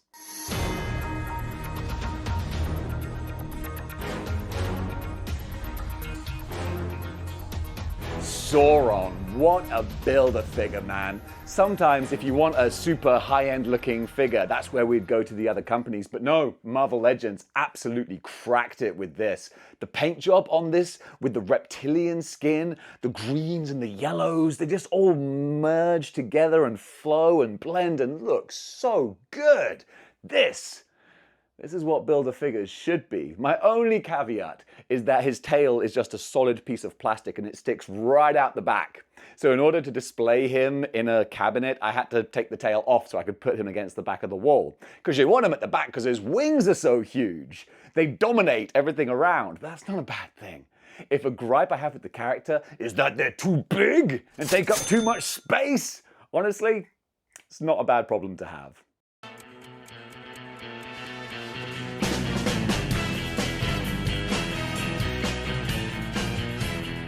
Lady Deathstrike. I think this is a relatively basic Marvel legend, but I like the character of Deathstrike, and also I want to get a bit more female representation in my Marvel display, and she's a real go-to Wolverine villain. And Wolvie, he needs to have his bespoke villains represented, and she's a big one. Plus, if you want to, you could maybe incorporate the entire Reavers set as just, can we count that as one figure? I'm kind of tempted to do that because that gives you Bonebreaker as well, who's so much fun. Okay, you know what? This is just one entry, but I'm throwing 5 figures in here because who's going to stop me? 5? Well, if you count Pretty Boy as well. There you go. There's a whole subgroup that you can put in just to menace Wolverine. And honestly, who doesn't want to do that?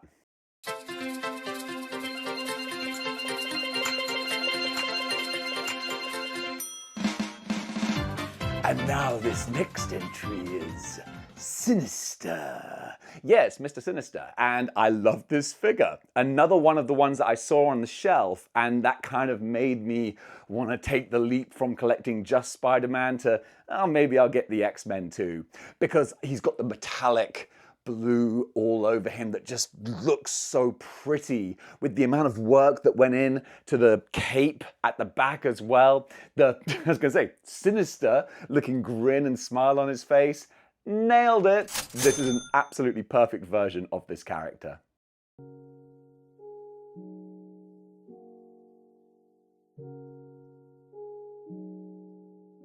The White Queen, Emma Frost, another big-time X-Men character who's not like one of the most essential, but I still feel deserves, if we're doing 100 characters, she probably should be on the list. And you can have a modern version or a Hellfire Club one. And honestly, it's only the Marvel Legends line that I think has a real go-to Emma Frost. So I think aesthetically, I'd want to go for the Hellfire look.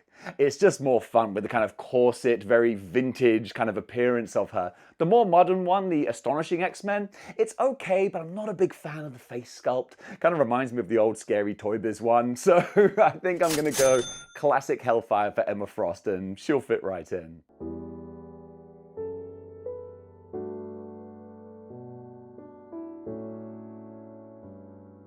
Omega Red. This is, again, just like Sinister, one of those characters I saw on the shelf and thought, well, maybe I should start collecting the X-Men. For me, Jim Lee Omega Red, Children of the Atom. Once again, my mind goes straight back to the Point Bowling Alley in Bracknell, where I would see the arcade game there and think, dang it, I've heard of these X-Men, I've seen them in the cartoons on a Saturday morning, but I didn't know they could be this cool. And this Omega Red, wonderful. Big, huge body, he's got the different tendrils, and you've got two different flavors, because you can get the Wolverine 5-pack one as well, which is one of those annoying upgrades where it's upgraded in some way and downgraded in others. And it's like, can't you just make the whole thing better?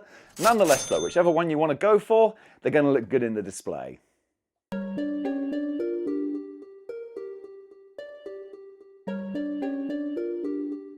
Strife. He looks so cool. Do you want to buy an entire 5-pack just to get him? No. But I do want him though, because I love this over-the-top crazy shredder style armor. Looks so great. There was a single release a long time ago that was going for big money, which honestly, some of them I think were selling for more than this new 5-pack cost. So you could argue the economics there, but I love the look of it. It's just so bright and bold and shining, and when you put him in a display with all these other characters, he's still gonna kind of pop. And that's what you want. So yeah, I don't know, maybe I'll find him secondhand somewhere on his own. If I do, I might add him to the collection.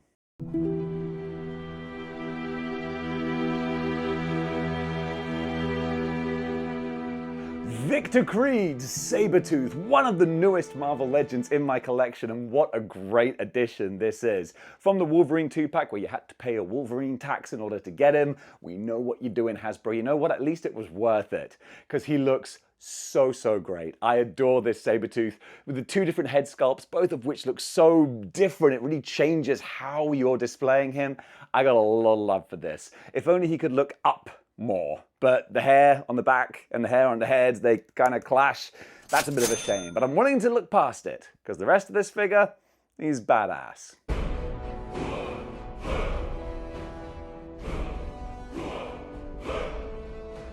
And now we have the Apocalypse! And we have a few different versions of Apocalypse. I'll go with that. A few different Apocalypse to choose from. So I have waiting for me back home in England the Select Apocalypse, and I hope that when I get him out of the box, he will be my favorite go-to Apocalypse. So that's the one that I'm going to say is the quintessential Apocalypse for your display. However, having just said that, the old Toy Biz Marvel Legend still stacks up great. And if you have a huge Marvel display with 100 different characters, and you've got Galactus and Giant Man and all these different sizes, it would kind of behoove you to have a huge Apocalypse to keep those different sizes going on and have it more dynamic and interesting. So even though the Select is the most modern one, and also the Marvel Legends ones are very pretty as well, I think I would have to say maybe the Toy Biz Build-A-Figure is the go-to Apocalypse because of that size difference. And yes, he's got older tooling, but dang it, I think just to have the different eye candy on display, I'd go for the big boy.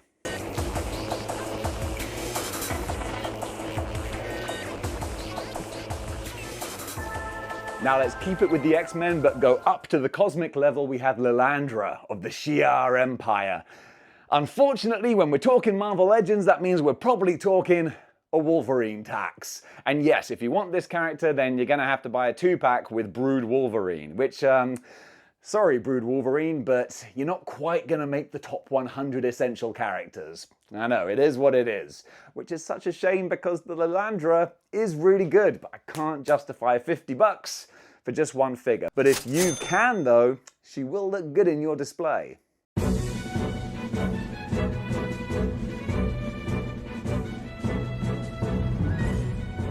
And if you got Lilandra, then surely you're going to want to have her bodyguard Gladiator behind her. Now this is an older Marvel legend, but for the character of Gladiator, it still looks good because he's just a big chunky powerhouse of a badass character. So that's fine, and the colors are so bright and vibrant. I love the big purple mohawk, the red, the cape, everything about him. He's just cool and badass, and having him paired up, I love the Shawn Michaels Diesel small little guy with the big bodyguard type dynamic.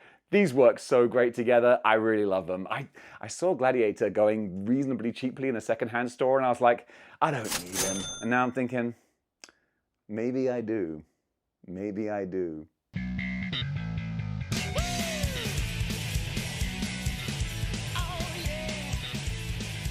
And rounding out the spacefaring characters, we've got Corsair of the Starjammers. If we're talking essential top 100 characters, ooh, he might get bumped off the list. But in the meantime, I want to include him just to round out the Shi'ar kind of storyline there. I mean, hey, he's the father of Cyclops and Havoc, so he's quite important.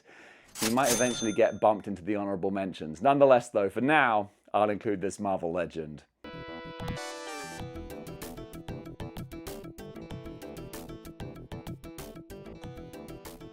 So, there I was, editing this video, late into the night, hence the bags under my eyes, and I realised I didn't include the HasLab Sentinel.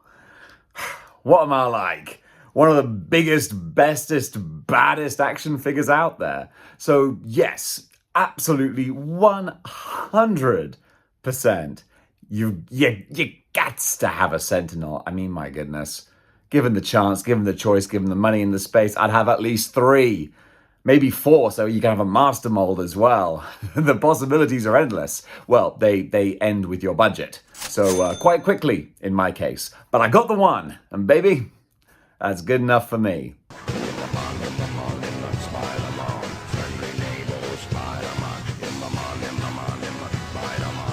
Mafek's Spider-Man. I'm probably the last person to get to the party with Mafek's Spider-Man. All this time I've seen people saying that this is the quintessential Spider-Man, and I was like, yeah, I mean, he looks nice, but I've got Pizza Spider-Man, or I've got Renew Your Vows Spider-Man. I don't need this. And then I finally actually bought him, and yeah, should have had him the whole time. This is still the absolute perfect Spider-Man. He's a few years old now, but dang it, he's still the absolute business. I've got the version with the brighter, lighter comic book colors, and I just dig it. I love it so, so much. It's a great 90s Mark Bagley style Spider-Man with all the different hands, the webs, the great looking costume with the sculpted in web lines, and just everything about it. It's just, hang on a second. I'm looking at him on my shelf. He's so, so pretty. I got all the time in the world for that guy. So yeah, I'm so happy I finally jumped on board because Mafek's Spider-Man right now is the quintessential Spider-Man.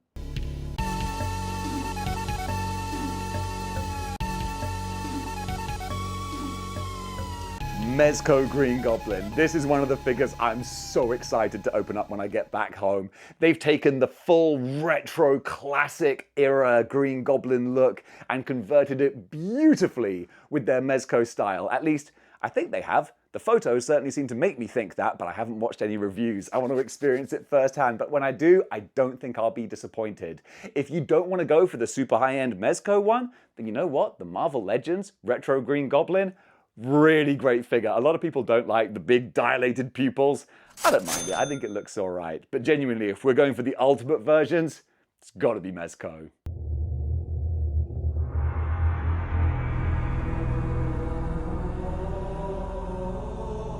And now we have Venom. And this is one that's going to give you a whole bunch of different options to choose from. Me, I'm going to go Marvel Legends, actually. You got Figure Arts and Revoltech. Don't ever want to talk about that figure again. But for me, the Marvel Legends Life Foundation 3-pack Venom, it's kind of my quintessential Venom going on here. I love the Eddie Brock face sculpt with the symbiote wrapping around it. So, so cool. Or the earlier Venom, that's more of a Mark Bagley kind of design. That's wicked as well. Or you could go super big with the Monster Venom if you wanted to go select. You could have Venom the Madness with all the alien symbiote heads coming off of him with the extra arms and all that craziness. There's a lot of fun you can have with a whole bunch of different Venoms. I recently just picked up the Toy Biz old Venom the Madness figure, who actually looks really, really fun on the shelf. He's aged really well. So you can go for whatever different one you want. For the sake of this list though, I'm going to go Life Foundation 3-pack. That's just a fun head sculpt on a really cool figure.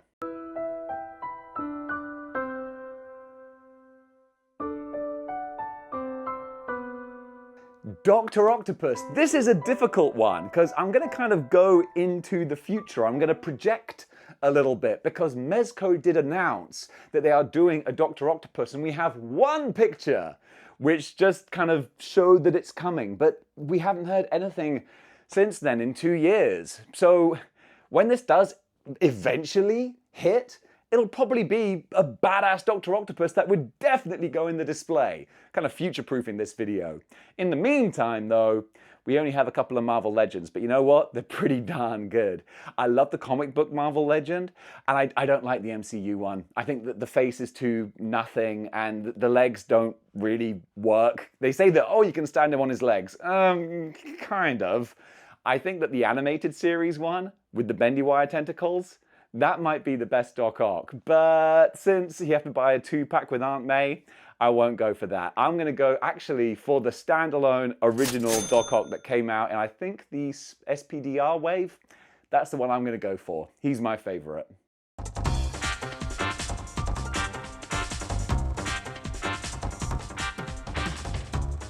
And now we have the Kingpin of Crime, the retro version Kingpin. Love this guy so much. The Build-A-Figure was great, but when I would look at him, I'd think, man, I wish he was in the OG design, which is so much more colorful and fun. And Hasbro went, don't worry, we'll let you buy him again. And you know what? I did, and I was glad I did, because this guy, fantastic.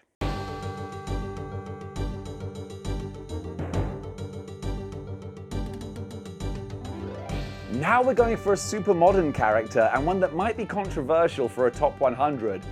Null, the god of the symbiotes. I know he only came out and was revealed a few years ago, but first of all, that King in Black storyline was a banger. And secondly, all of the lore around the symbiotes, around Venom, Carnage, and any other one that appears, has been completely turned on its head over the last 5 years with the introduction of Null and the backstory and everything behind it. So as a character whose presence and story has had a huge impact on pre-existing characters, I feel he deserves a place. Plus, the Marvel Legend is fantastic.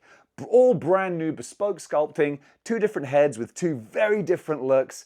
I really dig it. So honestly, he might get bumped, but in the meantime, I'm kind of rooting for him as one of my boys because I think he's a really cool character.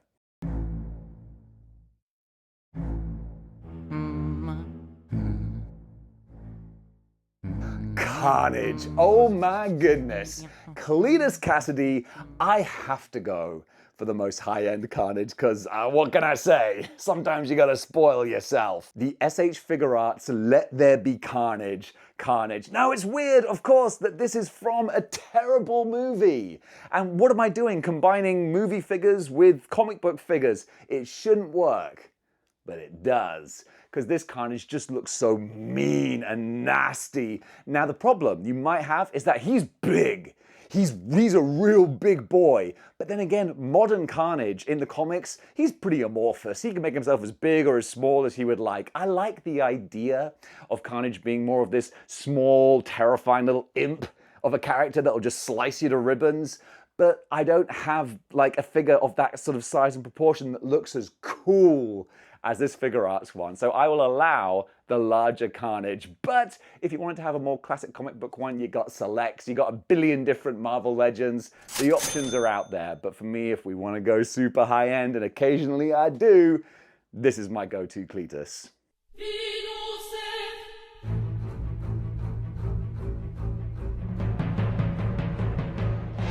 Now we got a Spider-Man villain who we can take out from Marvel Legends. We're going to go for the Select Sandman. Now, I love the Marvel Legends Build-A-Figure Sandman. He's awesome, so great, but I love mixing up the lines more. So I love the chance to bring in a ringer from Select. And this Sandman, I'm not a huge fan of the face, but all the accessories are so much fun. Giving him the little whirlwind sand legs, that's really cool. And just for the sake of varying things up and getting some aesthetic differences, easy for me to say, the Select's gonna have to be the one. But dang it, now I gotta go out and buy it because I don't own him.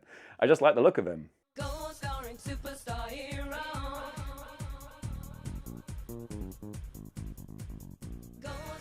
Would you, Adam and Eve it? I almost forgot the lizard. The lethal lizard. I mean, he is absolutely essential. So there you go. And there's a lot of different versions as well. The main one that I love the most is the Build-A-Figure that I sold because I thought they were going to re-release it with brighter colors and better paintwork. No, they just made a whole new one. Broke the first rule of action figure collecting with that one. I played myself. Congratulations, Dave. But fortunately, at least the different one that they did create was a pretty damn good retro version of the lizard. A lot of folks love him, but my heart's always going to be with the Build-A-Figure. But now if I want to buy him again, he ain't going to come cheap. Here we go. Kraven the Hunter, Sergei Kravenov. This is one figure where I feel like we still don't have a quintessential version. We gotta stick with Marvel Legends to get any of them, and honestly, I would probably go for the Spider-Man 2-pack version, because it's just the more classic costume, and I want to go more classic. I think the more modern retro Spider-Man one they did, I like the bright popping colors. So that might, if I was given the chance, be the best one to put in there, but I think just more of the OG classic Kraven, that's the look I'm gonna go for.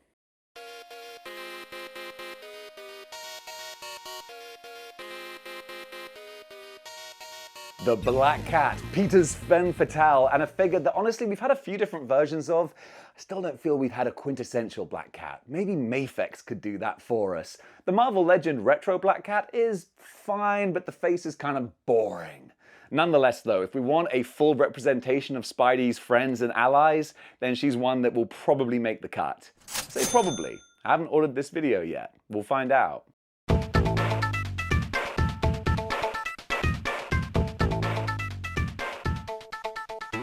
Retro Mysterio. Oh, what a fantastic job they did with repainting the original one into the colors that I really wanted to see. I love this guy so much with the translucent skull effects and the great shiny gold and the wash on the body. Brilliant, brilliant version of Quentin Beck. I'd love to see a Mezco do a version of this guy, but since they haven't, the Marvel Legend, it'll fill that role perfectly. There's a whole lot more coming. The biggest unanswered question is where is the money? Shocker! Now this is a character who probably does not deserve a place in the top 100, but the action figure is so good. Hasbro made a completely brand new body just for the Shocker, who, even being generous, is B-list, probably C-list to be honest. But Hasbro thought, no, you know what? We love him from the 90s cartoon. He's got some iconic memes about him. Let's go all in. And they did. And this figure, it's really great.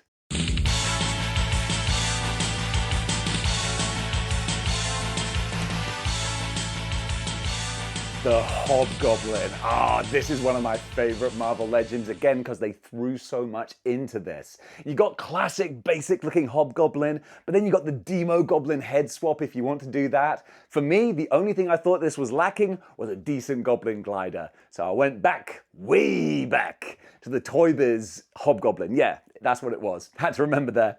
And got that big glider, which is so great. So much detail going on with that. Park this Goblin on that glider and dang it, you have one of the best Spider-Man villains out there. This is an old figure, but he still looks wicked. Honestly, I love this guy.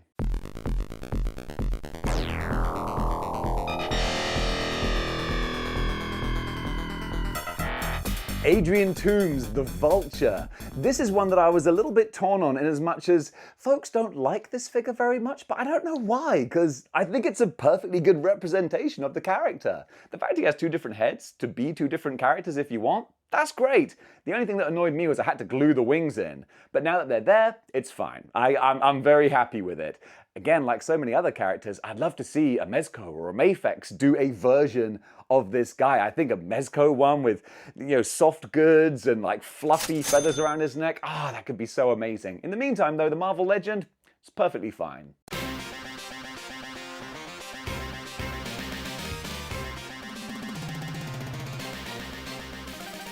And now, it's the Rhino! And more specifically, the Marvel Legends Retro re-release Rhino. Normally I'd be like, we're just re-releasing a Rhino?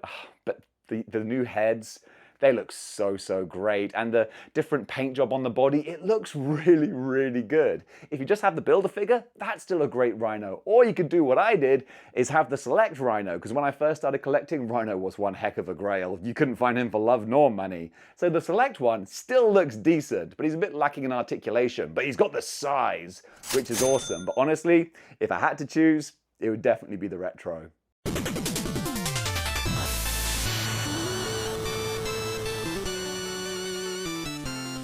And now if you're going to be building an Ultimate Marvel display, you got to sit back for a moment and take some morbin time. Oh yeah, with the Mezco Morbius. I think maybe I might be including this just because it's Mezco and I love mixing up. I don't want to have too many Marvel Legends. So it's fun to have the different manufacturers. And this Mezco version of the character, they did an amazing looking job, I think. I've never had it in hand, but the photos look phenomenal. So I would be tempted if I saw him in person. I'm not a big Morbius fan, except for the movie, of course, which is 5 stars. But I think I might be tempted to get this because I love the different representation from the lines, and he does look awful pretty. I wanna take you for a ride. I wanna take you for a ride. Moon Knight. Oh, this is one of my more modern Revoltech action figures, and I love him. This is what Revoltech have evolved into. From being pretty awful in many regards with some of their earlier releases, these modern Revoltech figures, they've fixed the bugs, man. They've done some problem solving, and the results are so good. This Moon Knight is just next level. For a character who is essentially just white, he looks so good because they've got enough shading and little details in there that it just brings this character to life. Then when you put him in the flight stand with the huge cape spiraling out around him, he looks gorgeous. Also, I'm kind of torn though, because there's the Revoltech, but there's the Mezco Moon Knight as well. And Mezco Moon Knight, they did a great job with him as well. It's really hard to say, but ultimately, it's not just recency bias. I think Revoltech's going to take it. Just all the modern looking tooling on this guy with the great wired cape too. Yeah, I'd have to go that route.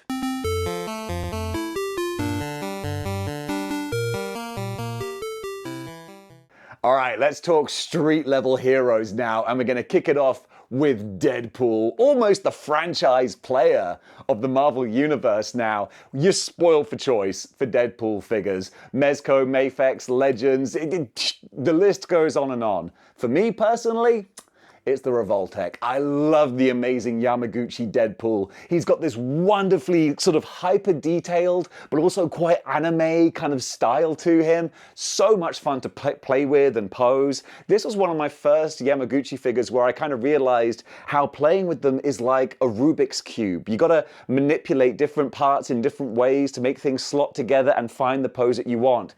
Some people might hate that, and I totally get that. But for me personally, I dig it. I really like it. But having said that, one of the most popular and crowd-pleasing Marvel Legends of the last year was the Deadpool that came with the Hydra Bob 2-pack. And that, I think, is probably the quintessential Marvel Legends Deadpool. So if you don't want to go for the import style, you want to stick with the Marvel Legends, then yeah, that guy's wicked. Unfortunately, he is a 2-pack, so that's going to raise the price of him a little bit. But with all the different weapons he comes with and the great, bold, classic look, he is a really nice looking figure. I'm happy to stick with the Revoltech, but honestly, whatever flavor you choose, it's going to look good.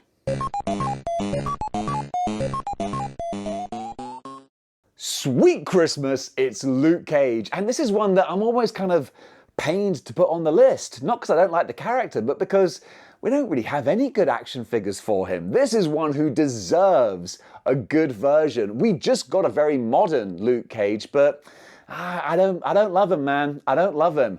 This is a street tough superhero who should be like going into battle. But he's got a very stoic face. It's funny, in the same wave, there was a Blade figure who has a very animated face. And people were like, oh, we want a stoic face for Blade and an animated face for Luke Cage. Look, not as a swap, but we just want them with both options. But yeah, unfortunately, can't please all the people all the time. And also this Luke Cage has that Marvel Legends kind of sculpting issue where you can sort of see the gap between the shirt sleeves and the body, and it looks a bit, it doesn't look great. So I'd love to see one of the other companies that do more zhuzhed up versions of characters tackle Luke Cage. Give him cloth goods, give him real chains to go around his waist. That would look great. In the meantime though, the only one we really have to go for is the Marvel Legends, so for now, I guess it's going to have to do.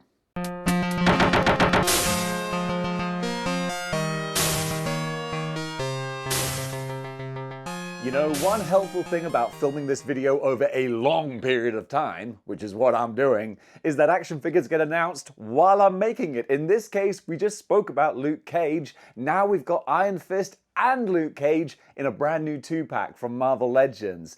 And I have to admit that this is a nice looking set. The Iron Fist is a little bit controversial because he has kind of a U cut on his tunic, whereas ideally people would like it to be a V cut, but the U cut is valid. Apparently it's more of a modern design. Me personally, I don't dig it. It looks like he's wearing giant thick suspenders.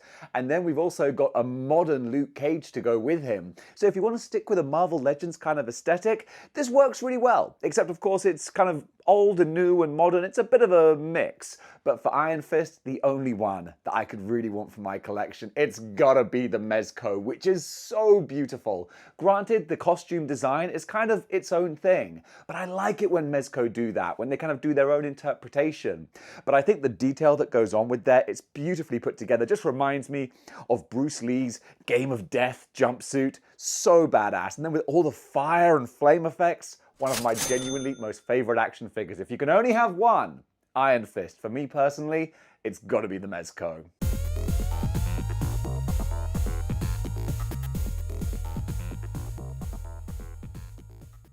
And now we got Blade, the Daywalker. The worst things out tonight, the vampires. I think that because Wesley Snipes had to wear the big fangs in his mouth, it gave him a bit of a speech impediment that actually just added to the character because it just meant that he articulated everything that he said. And it actually sounded really cool. Love that movie. And I love the Mezco Blade. It's quite expensive, that's why I don't own him, but dang it, I would love to, because with the soft goods, the jacket looks so awesome, the different face sculpts, all the weapons, pretty much Wesley Snipes. It looks so, so cool. If you don't want to go high-end, there is the more modern Marvel Legends one as well, came out just last year. I think it's a great-looking Legend with the going into battle vampire face. That's really cool, but if you're going to have one, just like with Iron Fist, you gotta go for the zhuzhed up Mezco, because honestly, it's so, so pretty.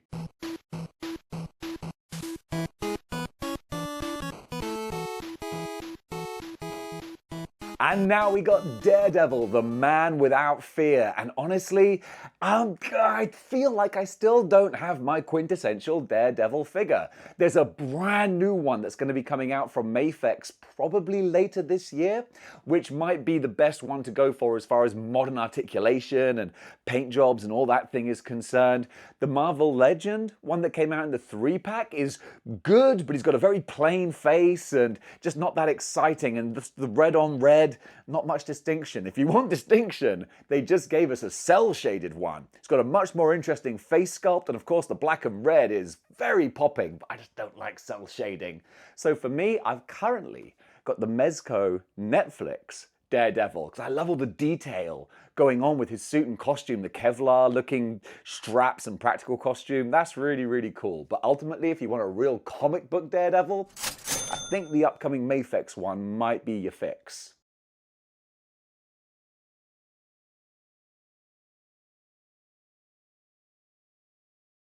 And now what might be the most expensive figure on this list, Mezco Punisher. Oh my goodness. If you want to talk grails, this is a grail, especially, I think, is it the PX? exclusive convention one that's got like a cool mask and all these accessories. I think that as far as grails go, like I said, grails, yeah, it's hard to have a grail these days because you can find anything if you look online. The real grail is finding it for a price that you're willing to pay, and that's where this is a grail. You're looking at about $500 for a full, bespoke, perfect version of this Punisher. I can't justify that, but I can look on and still say this is the quintessential Punisher.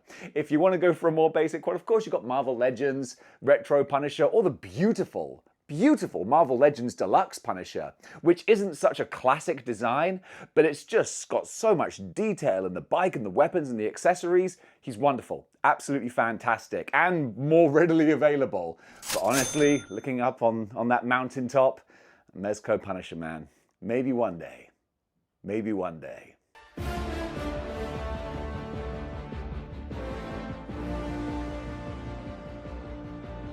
And now we've got ourselves Bullseye, and dang it, Bullseye, I got a lot of love for this figure. Both the original and kind of the 3-pack Bullseye. The original one, hands down, is going to be the one that I would go for. But ultimately, it's a bit of a kit bash kind of thing, because I would go for the 3-pack one. With the brighter paintwork, the blue on the body, he would just pop more on the display. But the fact that he came with a gun holster and no gun just grinds my gears. So I would have to steal a gun from someone to give to the 3-pack Bullseye. Once I've done that, then I'd probably have him on my display.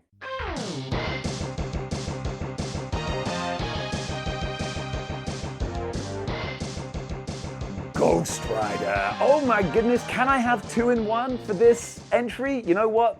I think I will do, because Ghost Rider, this is something I've been waiting for a long, long time. First of all, we got, I don't know, is it Johnny Blaze? Is it Danny Ketch? I'm going to say Johnny Blaze, the Mezco Ghost Rider, because Mezco doing what they often do, it's kind of their own version of this character. There's nothing about this particular Ghost Rider that says, I am this version. It's kind of a generic black leather biker suit with a bike that isn't exactly like any design. So therefore, it could be whichever one you want it to be.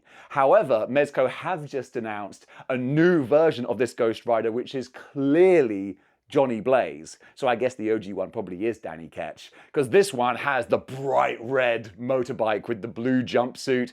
That's 100% OG Ghost Rider. So if you wanted to have super high end, you could just get these two. And then you got Johnny Blaze with the red bike and Danny Ketch with the more modern bike. So that would work. But the only monkey wrench is that Marvel Legends have just announced a brand new Danny Ketch Ghost Rider with the bike, with the shield on the front, full-on 90s Ghost Rider.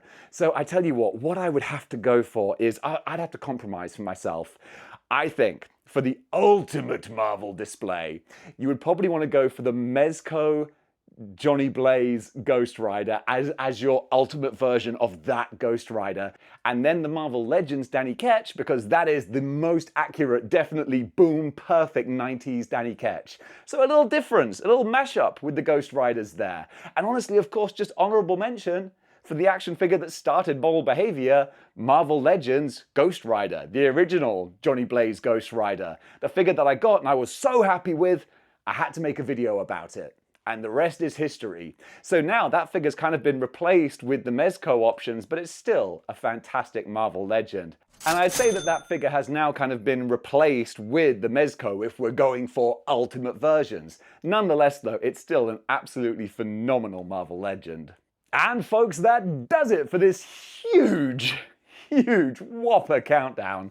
I hope you enjoyed this video, and obviously I haven't been keeping track of the prices as I've been going, and I'm going to look those up in the edit, but the final total is probably something quite insane. But honestly, I'm going to be interested to find out. This has been kind of epic to go through, but honestly, this has been so much fun to do. So gang, thank you so much for joining me with this video. What do you think about the items covered? What do you think about the different versions that I've gone for? What characters did I not include that should have been on the list? And who was on there that you're like, Dave, really? You're going to include that guy? May I just add, to my credit, I didn't include Ben Reilly the Scarlet Spider, because even I will admit, if we're just doing a top 100, I don't know, maybe he does make the cut actually. You know what? Honorable mention, Mayfex Ben Riley. There you go. Now Dave's happy. So gang, if you're happy after watching this and you want to support the channel, then you know what you gotta do. You gotta join the 6-1 Clicks by clicking the like, share, and subscribe buttons. That really helps out the channel on YouTube. And if you want to go one step beyond in supporting the channel, then you can get yourself a YouTube channel membership. By doing that, you get to take part in all the live streams, you can comment in the chat, you can go back into the archives, and also you can just know that you're helping out model behavior, giving me more time to make these videos and make awkward transitions to the camera, like I am now. Words are hard, but there are some words that are easy, which is all the names of the channel members. So with that in mind, I would like to personally thank, oh yeah, we're doing this. Henry Ortiz, Cincy John, Lord Bragan, Alex Alexini, H, The Wolfpack Toy Review, 50 Mongrel, Blue X, Parker Mallory, Take It to the Max, Gary Air, Dune Coon, Mickle 007, Lost Dollar, Jason Majority, Careon, Brian Esquivel, Nomanda, Nomada, there we go. Aussie Dragoon, Immortal Slayer, Tony N, Carl's Cave, Alicia Feich, Bright Hikaru, Derek Holliman, Daniel R.C., Matt Mallet, David J., Wesley Ashkenaze, Munchies with Munch, Aditya Fausen, Mr. Feldo, Colin Glory, Kwamin Taylor, AK, Squeaking Moistly. Where did you get these names? Jan Glofet, Evil Paul, CSC Ghosted, Vintage Bob, Hugo Blummer? Again, that's just my ignorance.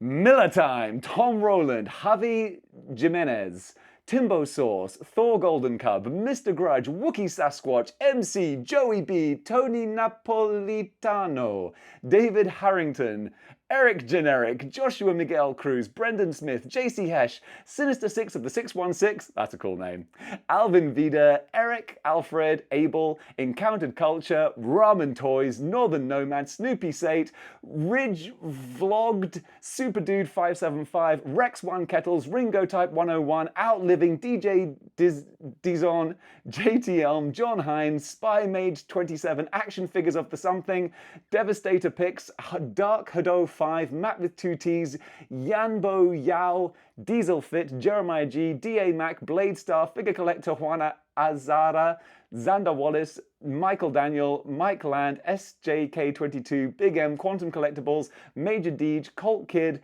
Joshua Lestane, Perfect Zell, Tom, Aussie Action Figures, Shane M, Blade Star 2, Cheese and Ham Sandwich, Aaron Teresi, Pete Naughty Brr, and Romeo Alpha 86, 68. Whew. Okay. I probably won't do that every video, but maybe I should. Just for the lols. Gang, thank you so much, everyone I mentioned there, for supporting model behavior and being channel members. Genuinely, it means the world, and it really means a lot to me, because there's going to come a time where I'm going to try to rely on this full time for a living. We're not there yet, but with your support, we're getting there. In the meantime, Dave's working 2 jobs, but dang it, when they're both as much fun as this is, I'm not going to complain too much. So gang, thank you for watching, and until next time, keep displaying model behavior.